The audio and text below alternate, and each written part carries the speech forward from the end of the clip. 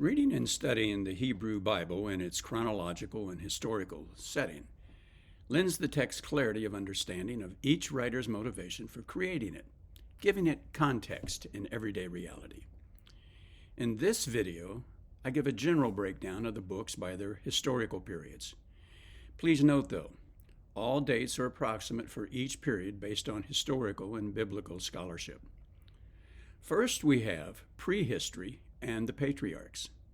Genesis, the first book of Torah, begins 4.5 billion years ago to 1700 BCE, before the Common Era. I know, that's a long period of time. It includes a sort of Reader's Digest version of the creation and Great Flood narrative, and then picks up more detailed stories of the patriarchs, Abraham, Isaac, Jacob, Joseph, and his brothers, though the exact historical dates are uncertain due to the nature of the text being theological and legendary than based on solid archaeological evidence. Next, the Torah covers Egyptian bondage and the Exodus, 1300 to 1200 BCE. The story of the Israelites' enslavement in Egypt and their subsequent exodus led by Moses. The third section covers the wilderness wanderings and the giving of the laws of source to help mold a society based on temporal and eternal principles of societal behavior found in Leviticus, Numbers, Deuteronomy, 1200 to 1100 BCE. These books relate the Israelites' time in the wilderness as a band of tribes before they entered Canaan. The laws are considered foundational for the Israelites' agreement with Source and the beginning of changing the mindset of a slave people in a loosely organized set of tribes into a cohesive, functioning society governed by the law of Moses. After the 40 years of movement throughout the Midian area, today's southern Saudi Arabia, the conquest and resettlement of the Promised Land begins, led initially by Joshua from 1200 to 1150 BCE. With this conquest and resettlement of Canaan, the birth of the nation has officially begun and is traditionally dated to the late Bronze Age. With the tribes back in their promised territories, the Judges period gets underway. This is covered extensively in the book of Judges from 1150 to 1020 BCE. This is a time of decentralized tribal leadership through various cycles of oppression and deliverance from Israel's surrounding neighbors and enemies, as it slowly removes the remnants of tribal mentality as the people make further progress toward becoming a nation state. Excuse me. After the people begin tiring of this slow-paced transition, they demand to have a Jewish king rule over them for a greater sense of security in the land, and thus is born the United Monarchy, as portrayed in 1st and 2nd Samuel, dating 1020 to 922 BCE.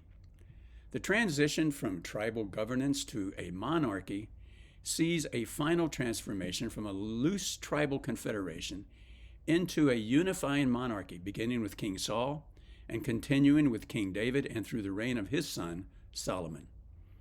After the death and 40-year reign of Solomon, the kingdom becomes divided, due mainly to the arrogance of King Rehoboam and the political ambitions of a northern Israel leader named Jeroboam, son of Nebat.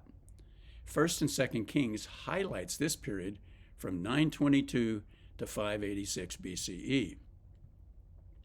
We witness the division of the United Kingdom into two main parts: Israel, now referred to as the 10 tribes of the northern kingdom, and Judea and Benjamin, or the southern kingdom, with numerous kings, prophets, and eventual conquest of both by Assyria and Babylon. Israel falls to Assyria and is dispersed across many different countries controlled by that mass empire in 722 BCE. Judea falls to Babylon in 586 BCE, leading to the destruction of the first temple, an exile of the king, and many of the Israeli elites into Babylon. Among those are Ezekiel and Daniel. The 70-year exile and return to the Promised Land account is found in the prophetic writings of Isaiah, Jeremiah, Ezekiel, and what is mistakenly listed as the minor prophets, circa 740 to 586 BCE, known as the pre-exile period, and 586 to 539 BCE, known as the exile period.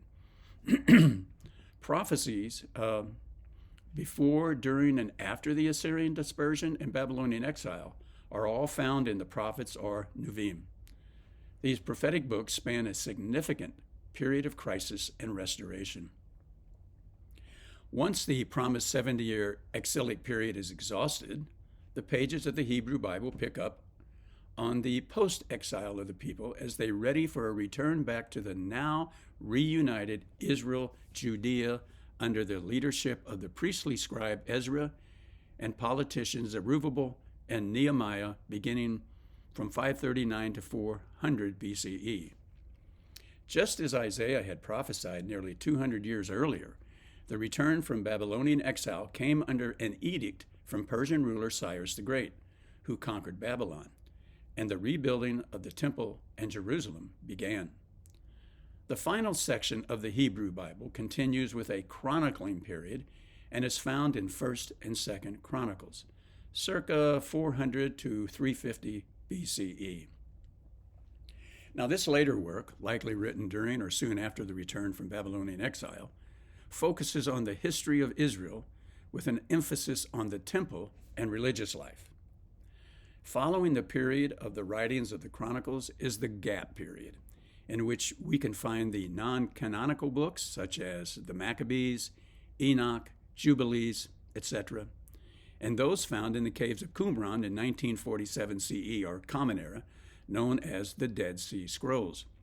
It is during this time that the teachings of the Great Assembly, the sages, and the rabbis were prevalent, particularly covering the 1st and 2nd century CE, where the Mishnah and Gemara, also known as the Talmud, and the Midrashic stories began to be assembled and compiled into writing. Before that, they were oral stories passed on from generation to generation. Later, the Kabbalistic writings, which date well into the Mid-Common Era, began to be compiled.